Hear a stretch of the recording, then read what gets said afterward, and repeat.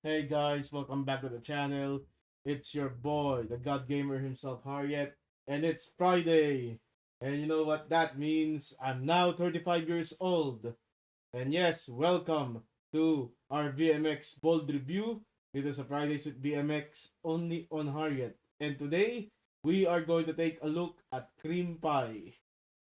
Yeah, deliberately yun yung title ng pelikula na re-reviewin natin. We are also going to take a look back on my first ever BMX event yesterday na inattend ko, which is Solid Gold featuring Rob Ginto, Paula Santos, Roxanne De Vera, and Ayla Cruz. Unfortunately, wala si Margaret Season kagabi, which is kagabi or nung Wednesday night kasi biyernes na eh. Okay? Wala si Margaret Season, who is in this movie, by the way. But yeah, as shallow as the title Cream Pie is, it's actually a good movie. Okay? It's actually a movie that moves you. Okay? Moves you in the most goonable way. So, yeah, this is Mr. Goon here, going to tell you the story of Cream Pie later in this movie, movie review. Pero ngayon, kung gusto niyo po ang aking video, paki-like na lang po, subscribe to the channel, hit that bell icon for more of your BMX Bold Review.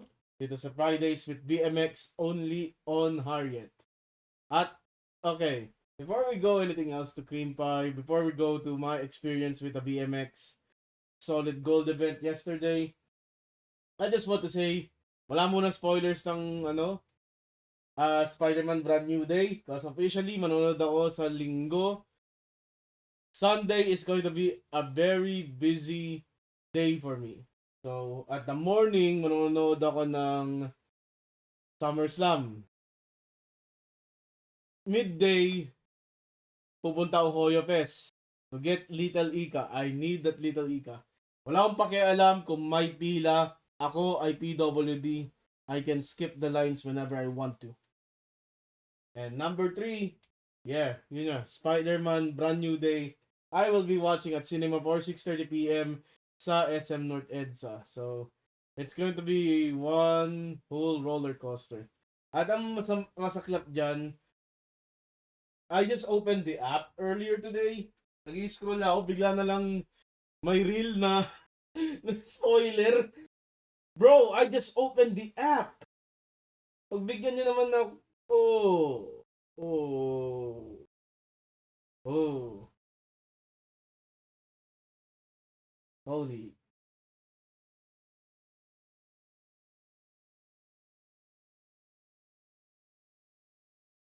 yun. Also, na-promote pala yung kilala ko. So, di ko na malaya, wala na akong balita eh, no? And yeah, let's continue on with our experience last night sa VMX Naughty Curbs Solid Gold featuring Rob Ginto. So, how did I secure tickets here? Nag-comment ako sa post ni Rob Ginto. May reservation po ba? Sabi sa akin, meron. And then, boom. I paid 1,500 pesos.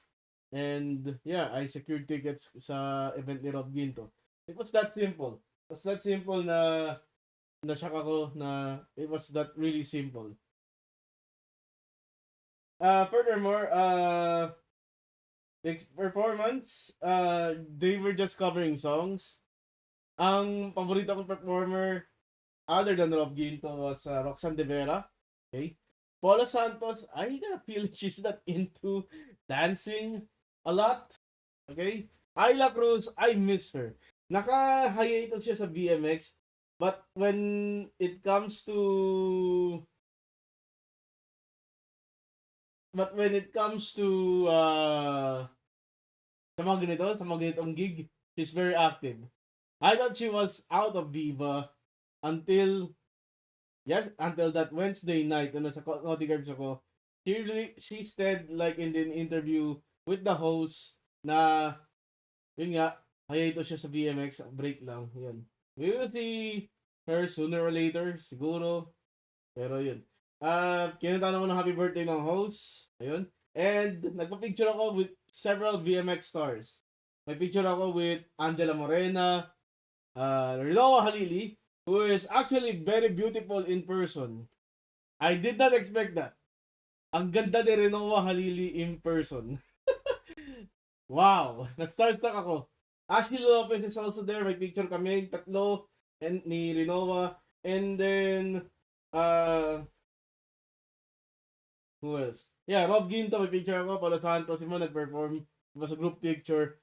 Very nice. Ang not satisfying lang is sobrang daming tao di ako nakapag-order. Looks like I have to be a VIP para ma-prioritize yung order ko, and I want to find out how to be a VIP para doon ako sa first level uupo. Okay? Next show. I will return to a BMX show, and I will guarantee it's going to be a VIP section. Whether they like it or you don't like it, you will like it. Okay. Yun. Stephanie Ross, wala akong picture. No yet, you know. Okay. Okay, let's go to Cream Pie. Cream Pie is a movie starring Angel Castro. Okay. Starring Vince Relon, Mark Dionisio. So, maraming dilaan dito. And nipple sucking. Kasi actually, mas maraming na nipple suck si Mark Dionisio compared kay Vince Relon. Hindi na nag-nipple sucking si Vince Relon, ano? Okay, Angel Castro, we got Christy Imperial, and we got Margaret Season. So, nagsimula ang pelikula to with Mark Dionisio effing the heck out of Christy Imperial. And then we move in with the scene na si Angel Castro and Vince Relon moving in. Christy Imperial is playing the role of Mona. Since ito ay isang pelikula which is baking, this is like the upteen time that Christy Imperial is a baker. Twice? Kasi kasama na si Atasca, tapos nagano sila ng pandesal. Tapos, ito yung pangalawa. Tapos may isa pang pelikula before yung Monay, si Sara Bernales naman, si Kim something. Si Rush Flores yung kasama nila dun eh. Saka yung Arabo. Okay. Sayid Khan ata yun. Hindi, tatay ni Tony Khan yun eh. I'm getting sidetracked. Okay. So, pumasok si Gemma sa si Melvin. Yung bago kong katiwala. Oh, it's parang ano eh.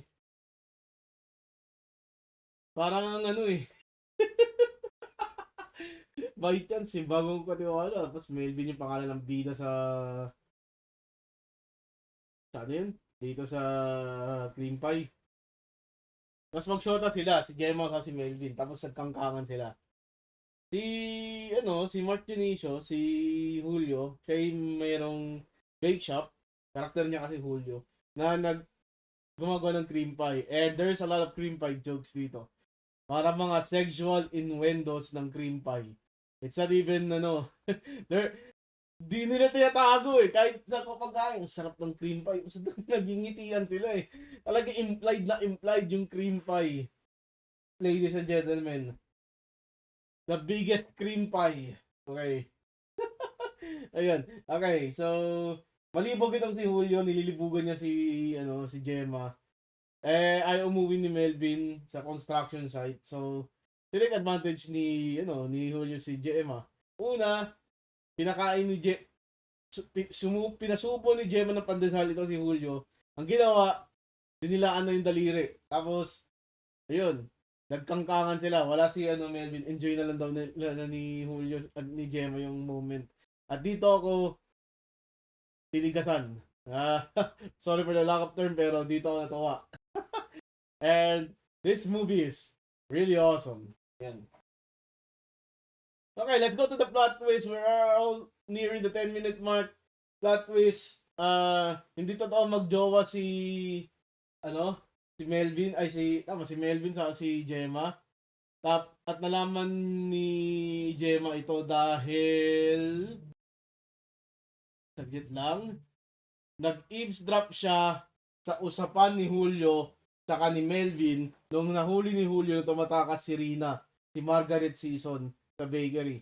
So, ang nangyari dito, binenta ni Melvin yung kanyang girlfriend ko noon na si Gemma na 40k at si Rina na 60k. Kasi si Rina hindi pa laspag. Si Gemma nilaspag na niya. Implied na nilaspag na niya. And after that, nag-threesome si Margaret Season, Mark Dionisio sa si Vince Rilon. Very nice. Yeah. Very evil. Diba? Yun. And I believe this is cream pie. We have cream pie din na ayun. We got nagplano yung tatlong babae, si Mona, si Gemma, sa si Rina na patayin yung dalawa, si Melvin saka si Julio kasi pinagloloko sila. So, ginawa, inaliw ni Gemma si Melvin para magkangkangan dun sa bakery. Okay? And then, after that, sumama si Melvin, tapos sumama si Christy.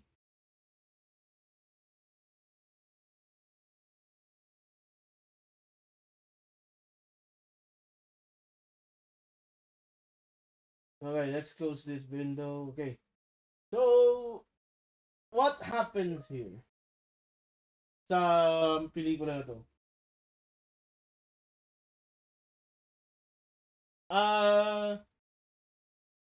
It turns out na after the Royal Rumble ng palitan,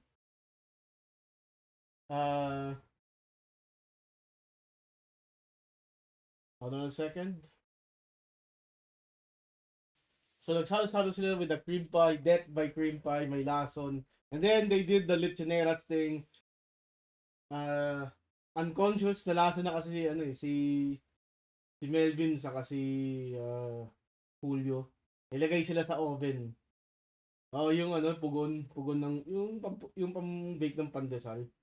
Yun. So doon sila namatay, na bake. Lechonera style. Pero di pinakita yung bangkay. Wala silang budget doon eh. Okay, so paano hindi nadawit yung tatlong babae? Well, meron kasi all this movie, all throughout, may tao dito na pabalik-balik, lagi binagbabantaan yung tatlong babae, si Edgar. So, siya yung naging primary suspect, ayon sa mga marites, sa mga chismosa. So, hindi ko alam ba't hindi na-cremate ng todo yung bangkay. Kailangan nila ilabas yung bangkay sa oven, dinala nila, hinayaan ma-cremate. Kailangan pa nila itapon sa ilog kasi nasa pugon naman na yung bangkay. Hintayin na lang nila gawing abo. I don't know how cremation works. So, sige. Sure. Why not? Pero yeah, si Edgar yung yung pabalik-balik. May utang ata siya kina Julio o may utang si Julio sa kanya. Siya yung naging primary suspect kasi yun. Yeah, that's the end of our story with Cream Pie. Let's go with the review. Here is this. Where is it? Properties. Open selector. Let's go with. Yan. Okay, let's go with your tier list. I'm going to put Cream Pie. I think this is peak. Yeah, I think it's a very good movie. It made me cream, white and creamy, just like me. Okay. Well, yeah, thank you for watching Fridays with BMX, only on Harriet. Thank you for listening to my experience. Next week, we're going to review Ang Modista, starring Emilio Aguinaldo and the person that I have a picture with during the BMX event, Micaela Ras. So yeah, thank you for watching. Goodbye and good night. Bang!